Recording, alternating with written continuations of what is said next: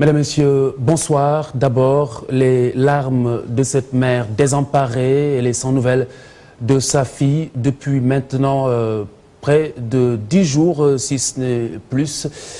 Sa fille Abi Maodo Baldé, disparue depuis le 21 juin dernier. Enlèvement, accident ou simple fugue.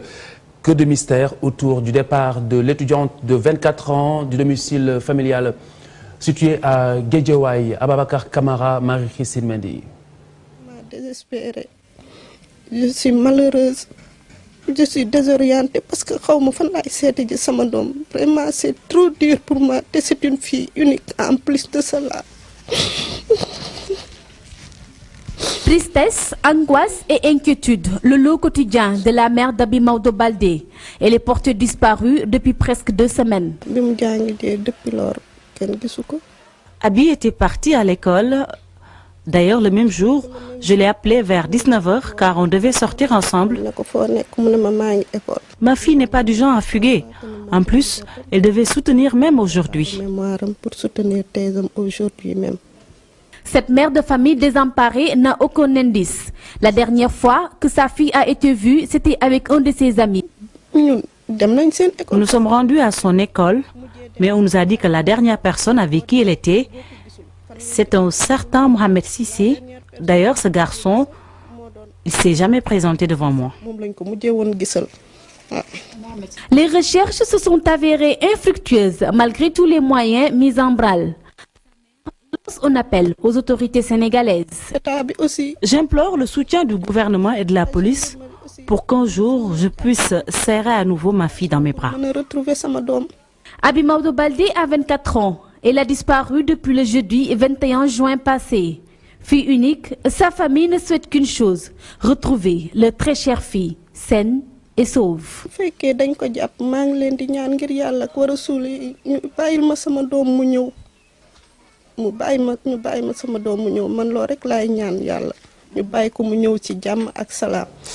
Que de mystère autour de cette disparition. Une seule certitude, c'est cette boule au ventre de cette pauvre mère que vous venez de voir. Politique à présent pour parler de ce scrutin de dimanche, d'hier donc, avec cette razzia de la coalition Benno Bokk Yakaar. Les premières estimations lui accordent 113 sièges à l'Assemblée nationale. Le Parti démocratique sénégalais et Benno Bokk Gis Gis obtiennent respectivement 14 et 8 sièges à l'Assemblée. L'issue de ce vote est arrivée avec son lot de surprises. Le point avec Fatih Dieng. La coalition Benno Bokk Yakaar, victorieuse du scrutin législatif du 1er juillet, sur la base des premières estimations, Bokk Yakaar devrait totaliser 113 sièges répartis ainsi, 82 sièges issus de la départementale majoritaire et 31 sur la nationale proportionnelle. Le PDS, légèrement en tête dans les départements de Dagana, Guinguinéo, Kébémer et Bounkiling, gagnerait 14 sièges, dont 8 sur la nationale. Bokk Gis Gis s'offre 6 députés sur la proportionnelle nationale et 2 sur la départementale, ce qui fait un total de 8 sièges. Bess du Ñakk gagne 4 sièges à l'hémicycle. MRDS de Imam Baignan et PVD de Serigne Modou Kara Mbacké remporteraient chacun 3 sièges. Quant au MPS Faras, il obtient 1 siège. Les coalitions lérales de Maître El Hadji Diouf, Convergence patriotique pour l'équité de Diopsi, Pencho de Moussatine et Tekki de Mamadou Lamine Diallo vont se disputer les 4 autres sièges au plus fort reste. URD de Djibo Leyti-Ka est l'un des perdants de ces législatives. Se confirme, l'ex-ministre Abdoulaye Wade risque de se retrouver avec 0 siège à l'Assemblée nationale. La Commission nationale de recensement des votes a jusqu'à vendredi, mais espère publier les résultats mercredi prochain. Le Conseil constitutionnel pourrait valider ces résultats si aucun recours ne se signale. Au cas contraire, il faudrait attendre le courant de la semaine prochaine. Fatih Dieng, ce qu'on peut retenir également, c'est que ces résultats provisoires annoncent une place au soleil pour des candidats de la sphère religieuse. Par exemple, le MRDS de l'imam Mbaye Niang, le PVD de Serigne Modou Kara et Bess du Ñakk seront représentés à l'Assemblée nationale. Qu'est-ce qui leur a permis de bousculer justement ce schéma classique? Amina Sow a tenté d'y apporter une réponse. Elle était avec Ali Mbaye. Regardez. tableau des résultats provisoires des législatives, la liste Bestouniak de Serigne Mansour Sy Djamil et celle du MRDS de Imam Baïnian figurent en bonne place. Ce classement va permettre à ces candidats dits religieux de siéger à l'Assemblée nationale. Pour moi, c'est la révélation de forces sociales émergentes. Ces forces sociales émergentes s'appuient et fondent leur action politique sur la culture et la religion. La justification part du fait que la société traverse une crise morale profonde. Jusque-là, les populations ne sont véritablement pas retrouvées dans l'exercice de la mission de l'Assemblée nationale.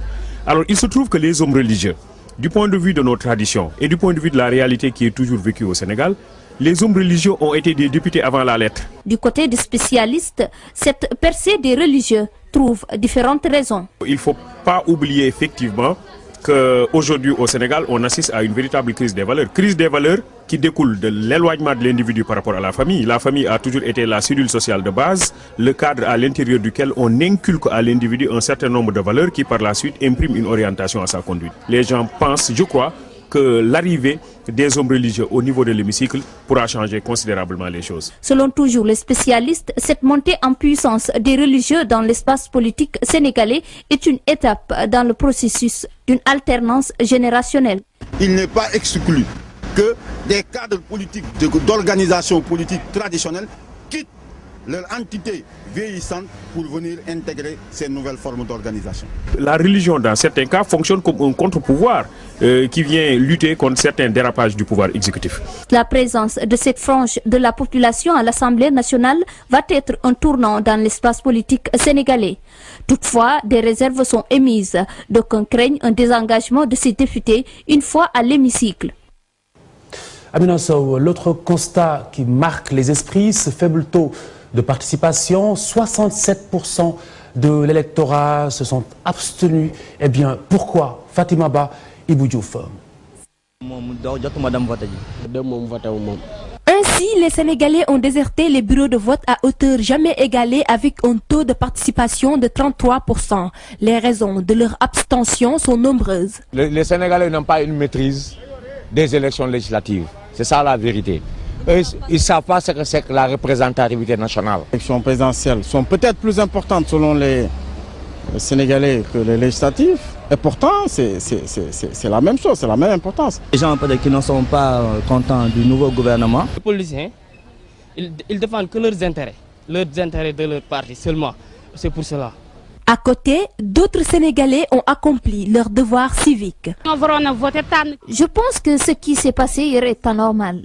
Les Sénégalais devaient voter pour élire leurs représentants à l'Assemblée nationale. Les gens sont fatigués. On a besoin de députés sincères et honnêtes qui pourront atténuer la souffrance des Sénégalais. Le taux d'abstention avoisine les 67%. Pour qu'une telle situation ne se reproduise plus, des solutions sont proposées. C'est le couplage, parce que ça c'est des frais aussi pour l'État. Il y a des centres, il n'y a même pas de représentants là-bas. Et l'État débloque des frais. Les déplacements, les sécurités, tout ça c'est de l'argent. Bon, l'État va s'engager à faire des dépenses inutiles.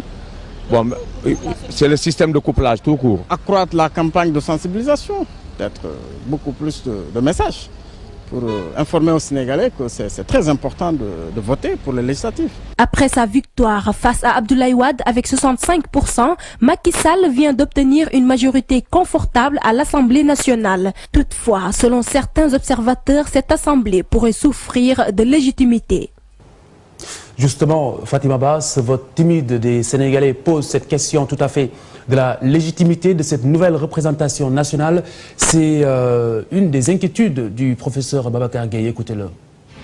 Avec ce taux de participation faible, plus faible même qu'aux élections de 2007, législatives de 2007, il se pose un problème de légitimité.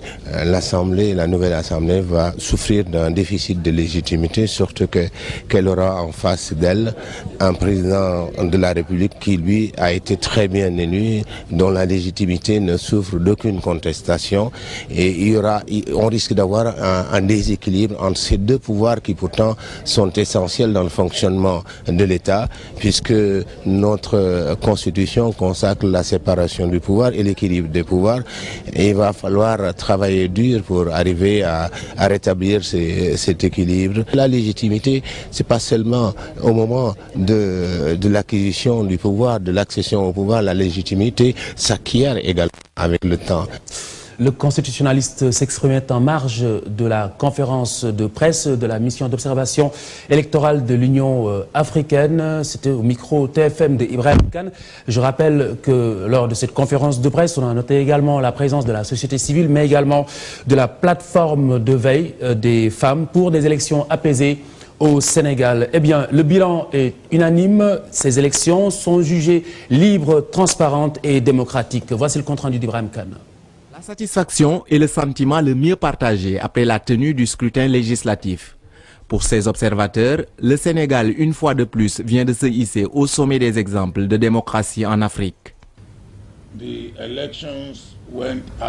Les élections se sont déroulées dans les chapeaux de roue d'une manière harmonieuse, d'une manière libre, de manière équitable et de manière transparente. Bien entendu, je ne dois pas dire qu'il n'y a pas eu de problème par-ci par-là, mais l'on ne doit pas dire que tout cela puisse miner la crédibilité des élections. That will detract from the credibility of the election. L'organisation des législatives, une réussite pour les missions d'observation électorale. Si aujourd'hui le défi de la transparence est relevé, tel n'est pas le cas pour la participation jugée très faible. Le taux d'abstention que nous avons constaté n'a pas cessé de nous rendre tristes par rapport à ce qu'on aurait pu attendre. Donc nous proposons évidemment, nous n'avons pas une idée nette de dire qu'il faut coupler les élections, mais d'autres pays le font et le réussissent. Et là, l'efficience des ressources et le temps pour ne pas verser dans la fatigue électorale que M. le Président Obasanjo vient d'évoquer avec nous, il faut réfléchir sur cette possibilité de coupler les élections. Concernant la parité, les observateurs se félicitent de la représentativité des femmes. Toutefois, la plateforme de veille des femmes pour des élections apaisées au Sénégal interpelle le chef de l'État pour que la parité soit appliquée dans l'élection des membres des commissions, mais aussi des bureaux de l'Assemblée nationale.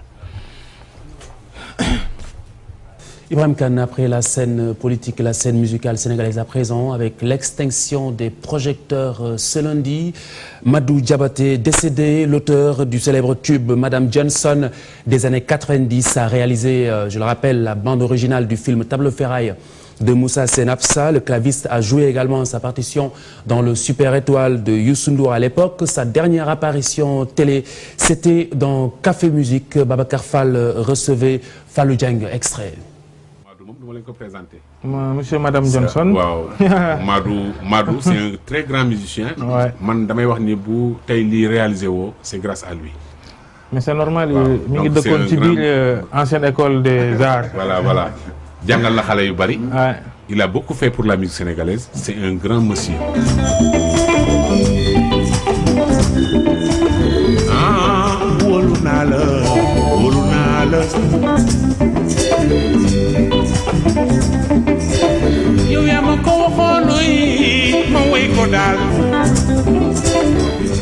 Dama koy gërëm di ko sant ci liggéey bu mag bi bu ma def. Bëggeel mooy romb ma chéri yaa ma waxoon bëggeel mooy ranguñ bu ma dëggee. Dans un instant, l'invité de cette édition, ce présent 20h, Mamadou Wane, c'est le directeur de publication du quotidien Enquête. Nous aborderons bien entendu le scrutin de ce dimanche, vote à l'issue duquel nous avons constaté, je le disais tantôt en titre, cette razzia de la coalition Benno Bokk Yakaar, mais également cette percée de religieux au niveau de la représentation nationale. Mamadou Wane, directeur de publication du quotidien Enquête, bonsoir, bienvenue. Bonsoir. Alors Mamadou Wane, je vous laisse d'abord jeter un coup d'œil panoramique sur le déroulement de ce scrutin d'hier. Allez-y, je vous laisse jeter un coup d'œil panoramique. C'est-à-dire essayer de nous dire comment est-ce que vous l'avez vécu, ce scrutin. Merci, je salue vos téléspectateurs. C'est rapide, hein, l'échange de... Oui, donc c'est très rapide. Ouais. En fait, moi je pense qu'il y a plusieurs lectures de façon générale à tirer. Bon, on a parlé de l'abstention, c'est clair, on a parlé de la percée du vote des religieux. Ouais. On a également parlé de la recomposition qui va inéluctablement arriver. Oui. Bon, je pense que tout ça, c'est des grilles de lecture. Mais de mon point de vue, je pense que c'est le phénomène, en fait, le plus important, c'est quand même l'abstention. Oui. Parce qu'elle est quand même massive. Oui. Traditionnellement, des élections législatives ne créent pas un engouement un peu de la même dimension qu'une élection présidentielle. Oui. C'est vrai au Sénégal, c'est vrai également en France et partout dans beaucoup de pays en tout cas. Mais si on étudie bien le taux, il est quand même trop faible. Le taux de participation est extrêmement faible. Il est même équivalent au taux qu'on a pu constater en 2007. Oui. Et cela, je pense, doit quand même inviter à une réflexion approfondie. Moi, j'ai pas toutes les clés en fait pour expliquer ce phénomène-là, mais je pense que le fait qu'il n'y ait pas eu un pôle cohérent au-delà du PDS, c'est-à-dire que le pôle de Benno Sénégal, l'absence du pôle de Benno Siggil Sénégal, je pense que ça c'est une des explications de mon point de vue du faible taux de participation. Je m'explique. Vous savez, on a quand même pu battre Abdoulaye Wade, en 2000 à l'élection présidentielle, et donc c'est comme si on demandait un peu au même électorat de revenir pour sanctionner encore le même Maître Wade, parce qu'il faut savoir que le vote au Sénégal, il est assez personnalisé. Et même quand c'est des législatives, on voit plus l'ombre de Macky Sall derrière, l'ombre de Maître Abdoulaye Wade derrière, etc. Très bien. Et donc, je pense que si Benno Siggil Sénégal avait réussi, c'était constitué en une liste à côté de la liste peut-être de l'APR, ça aurait pu créer un enjeu beaucoup plus important. Très bien. Et je pense que ça aurait pu créer un engouement beaucoup plus massif. Du coup, cela pose cette question de la légitimité qui a été beaucoup agitée. Qu'en pensez-vous? Oui, moi je relativise. Je pense que de toute façon, une démocratie, c'est quand même le décompte de ceux qui votent. C'est-à-dire que c'est ceux qui participent à la vie active, à la vie citoyenne active. Et donc, c'est vrai que le taux est très faible. Et je pense que Maître Wade, même lui, il aurait pu avoir peut-être le coup de génie de boycotter l'élection. On aurait aujourd'hui pu dire à tort. Il aurait pu en tout cas capitaliser cela comme un gain politique, comme Benno Siggil Sénégal. Il a appelé les Sénégalais à se rendre aux urnes et à aller voter. Voilà, donc s'il avait appelé au boycott, je pense qu'il aurait pu aujourd'hui récupérer cela. Mais bon, je pense que c'est vrai que le taux d'abstention est faible, ça pose des problèmes majeurs, mais je ne pense pas que ce soit une catastrophe. De toute façon, il y a des députés à l'Assemblée nationale. L'Assemblée nationale qui vient de sortir a pu quand même voter beaucoup de lois jusqu'à la tentative de voter la fameuse loi qui a créé tous les problèmes avec le 23 juin. Tout le monde a suivi, cela. Et bon, voilà, c'est une assemblée qui va continuer, qui va fonctionner normalement, et puis qui va voter des lois, qui va jouer son rôle. Bien sûr. On l'espère, en tout cas. De toute façon, ils seront bien observés et appréciés. Très bien. Alors Mamadou Wane, il a été aussi beaucoup question de l'idée de coupler les élections pour, entre autres, éviter cette mauvaise expérience. Il y a également l'aspect du coût qui a été évoqué. Oui, je pense que c'est une bonne idée de coupler la présidentielle et les législatives. Parce que, vous savez, comme je l'ai souligné tout à l'heure, le vote, il est très personnalisé au Sénégal. Et les gens, ils votent, et les Sénégalais généralement votent pour sanctionner. C'est une vote plutôt réactif pour un peu donner un carton jaune ou un carton rouge aux hommes politiques. Et donc, si on peut effectivement cumuler ces deux élections, ça peut en tout cas créer un engouement beaucoup plus important. Et je pense que ça évite, non seulement il y a le problème du coût, mais surtout ça évite une dépréciation un peu de notre démocratie quand même, qui est quand même aujourd'hui bien appréciée à travers le monde. Mais avec ce déficit de participation, on a comme l'impression que les citoyens ne s'intéressent pas trop à la chose politique et ça peut renvoyer une image pas tout à fait positive sur le Sénégal. Très bien. Alors Mamadou Wane, dernière question, c'est fait. Maintenant que Macky Sall obtient sa majorité dite confortable, comme on l'a toujours dit, pour justement dérouler sa politique. Alors par quel bout est-ce que le camp présidentiel devrait-il prendre ce succès pour ne pas passer pour une majorité mécanique comme on le craint par ailleurs? Mais travailler simplement, moi je pense que les députés ont la balle aujourd'hui dans leur camp. Oui. Et je pense que le signal, si le signal du 23 juin est bien décrypté, je pense que de toute façon, ils n'auront d'autre choix que de se mettre à la tâche, éviter d'être le prolongement de l'exécutif, jouer le rôle de contre-pouvoir, parce que quand même c'est, bon, depuis la théorie des trois pouvoirs, nous savons que bon, c'est un peu cela, le législatif doit quand même être là, c'est très important, c'est un pouvoir essentiel, et c'est une garantie de la démocratie, comme la liberté de la presse, comme l'indépendance du magistrat, et donc je pense qu'aujourd'hui, l'Assemblée nationale doit pouvoir changer de visage. Je crois que le niveau des débats doit être beaucoup plus important, en tout cas beaucoup plus pertinent que ce qu'on a pu observer ces dernières années, en tout cas depuis 2000, et entre autres raisons, justement, il faut qu'on en parle, qui explique ce déficit de participation. Je pense qu'il y a un déficit de confiance et un déficit de légitimité rattaché justement à l'ancienne législature. Ce n'est pas seulement la seule explication, il y a d'autres explications, mais pour casser tout cela, je pense que l'occasion est quand même assez bonne. Aujourd'hui, qu'on peut espérer une sorte de réconciliation entre le député et le peuple, et les Sénégalais, et le peuple. Bon, je pense que l'occasion quand même est assez bonne pour poser des actes majeurs, éviter de rentrer dans une dynamique exclusivement partisane, c'est-à-dire que prendre des mots d'ordre au niveau de son parti, de sa coalition pour venir l'imposer au niveau de l'Assemblée nationale, il faut éviter la tyrannie de la majorité. Donc il est question là de redorer le blason de l'Assemblée nationale du député sénégalais. C'est ça, il est question de redorer le blason du député. Je pense aussi que inéluctablement, de toute façon, avec la constellation de formation politique autour de Benno Bokk Yakaar, on peut avoir l'espoir que les règles du jeu sont claires et que les débats seront pertinents, parce que de toute façon, si les choses ne se passent pas comme prévu, certains partis politiques auront la latitude, la liberté entière, peut-être de créer des problèmes au niveau même de la coalition, et ce serait à l'honneur de la démocratie. Très bien, Mamadou Wane, nous sommes rattrapés par le temps, je suis désolé. Merci d'avoir été avec nous ce soir en tout cas. Mesdames, Messieurs, merci de nous avoir suivis. Rendez-vous demain 20h. Bonsoir.